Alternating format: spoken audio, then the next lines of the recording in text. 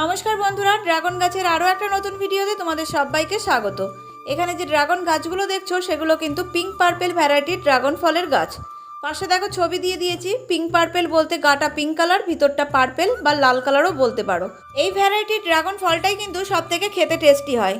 তো একজন বন্ধু আমাকে কমেন্ট করেছো যে লাল কালারের ড্রাগন ফলের চারা আমরা চিনব কী করে।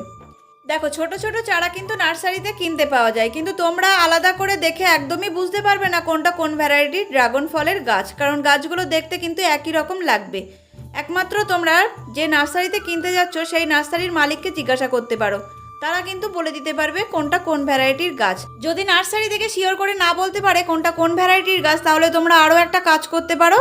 যদি কোনো পরিচিত মানুষের বাড়িতে লাল কালারের ড্রাগন ফলের গাছ থাকে, সেখান থেকে একটা ডাল কেটে নিয়ে এসে নিজের বাড়িতে চারা তৈরি করে নিতে পারো।